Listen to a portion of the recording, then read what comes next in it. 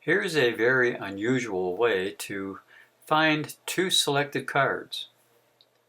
First, the cards will be shuffled, and I'll offer both of you a card for selection. You will have one, and also you'll have one also. So as I shuffle, someone say stop. At any time, simply say stop. Right there? Okay. There's one for you, and there's one for you. Please remember your cards. And your card. I'm going to give the cards a shuffle, placing your cards back into the deck from whence they came. So now, let the magic begin. Please don't forget your cards. I'll find the cards smallest in value first, if that's okay with you. To find the cards smallest in value, I think all I need to do is squeeze the deck. That's right. Give it a little squeeze, a little bit of compression, and they all shrink. Even your card shrinks. Yes, hopefully that's your card. Let me stretch the deck back out to normal. Stretch, stretch, stretch, little pull, and they get back out to normal size. Just like they were in the beginning. All the cards are normal now, except for one. Your card is this little four of clubs, I hope. It is, yes it is. Okay, now let's find the card that was larger in value. To do that, all I need to do is to take the little card, your four of clubs, and make it big once again. Now you can see it's normal size once again, but it's not really the four of clubs. It changed to your card, the Jack of Diamonds. Just like magic, two selected cards have been found by using an optical principle used in magic many times, the art of illusion. I know what you're thinking. Can the cards be examined? Well, be my guest, and thanks for watching.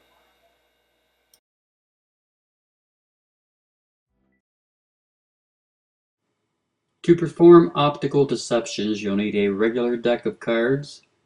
You're going to need a miniature card that matches the back pattern of the deck that you'll be using, in this case a bicycle miniature playing card. You'll also need one gimmick card which is easily made up at home.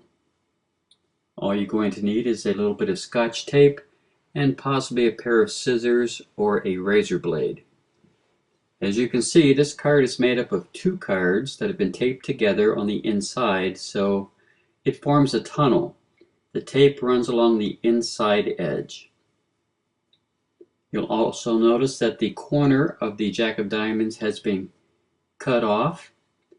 And you'll also notice, very difficult to see I know, but there's a slit along the line which allows the four of clubs, the miniature card, to slide into that slit. And that holds the miniature card in place throughout the routine. The slit is only large enough or long enough for the miniature playing card to fit in there, nice and snug. The cut corner on the Jack of Diamonds will act as a short card later on within the routine. Here's the setup. What I normally do is reverse the Jack and four of clubs, turn it face down upon an indifferent card, and load those into the card box, pushing the flap all the way in.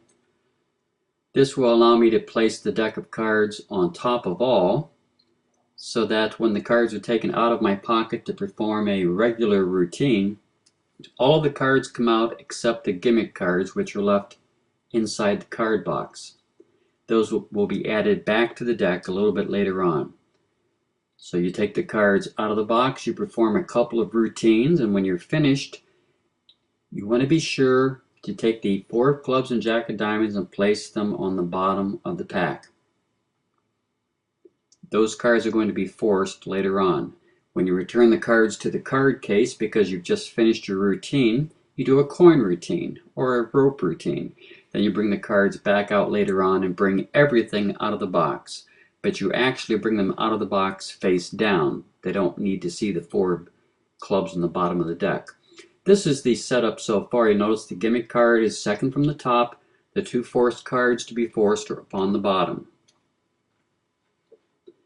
When you bring the cards out, you want to make sure that your thumb pushes to the right a few cards on top so it hides the face-up card underneath, second from top. As you gesture with the cards, the two cards will be selected. You obtain a pinky break below the two bottom cards. You then reverse that break to the heel of your thumb. I believe that's called the Altman trap. When you're ready to force the cards, you pick the break up with your thumb and start Hindu shuffling until someone says stop. Whenever they say stop, you're going to be dropping these two bottom cards. You drop them right on top of the lower packet. You then gesture here and here, your two selections. So you have these two cards looked at by the audience or your spectators. You do not necessarily see the value of those cards. They're kept face down. You then Hindu shuffle again to have the cards returned. It doesn't matter where the cards are returned into the pack. They can go back together or separately, as you see here. You Hindu shuffle about half the cards and toss the other half on top. That brings the gimmick roughly around the center. In this case, it's a little bit high up, but it doesn't matter. When you riffle, you'll automatically stop at that edge where the jack has been cut. It acts as a short card. So you riffle the cards, give them one cut, making sure that they do not see the face-up jack of diamonds on the back side. Then you pressure fan. The arrow indicates the thumb position for the pressure fan. You can also thumb fan the cards, keeping your thumb at the bottom, keeping the cards up high in the hand. You can thumb fan the cards also and get a nice, beautiful fan from the front. It's nice and big. You then close the cards up by rotating them from left to right, and you go into this mode of shrinking the cards. You're compressing the cards. Actually, you're simply working the cards deep into your hand. Notice where the thumb is now. It's no longer at the bottom. It's up near the center. You're working that whole deck of cards deep into your hand. Then you go into a tight thumb fan, which reduces the size of the cards from the front, giving you a miniature deck of cards look from the front. Once again, it looks like this. You pressure fan the cards. You have your large fan. You close them up. You apparently squeeze them, squish them together. Thumb fan the cards into a tight fan, and now you have your miniature sized deck of cards from the front. You then remove the 4 of clubs from its little secret hiding place and lay it upon the table. Now you go into a sequence where you apparently stretch the deck of cards, the little deck of cards, back out to their original size. You notice that the deck of cards is transferred from hand to hand in a monkey paw position back and forth so that only half of the deck is seen at any particular time. This is what it looks like from the front. The cards are squeezed together. They're being positioned lower into your hand. You pull out the small card from its hiding place. You then transfer the cards from hand to hand real fast, and it looks like you have a miniature deck of cards. Then you slowly stretch them out, working your fingers back to the very tips of the deck of cards. Now you're ready for the next sequence. You notice the slit or the cut corner is up at the top. You fan the cards.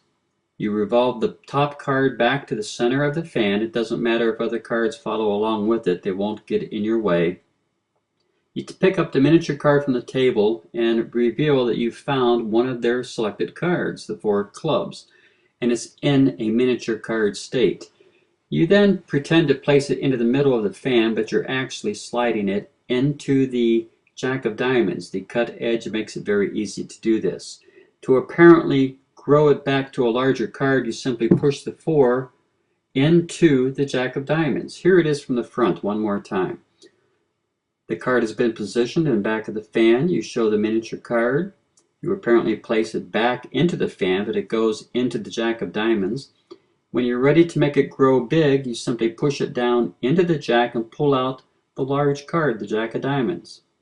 That's just how easy it is to perform. So the small card has just become large. You close the fan up upon the wrist of your right hand. It makes it easy to close that fan up. Spread the cards on the table.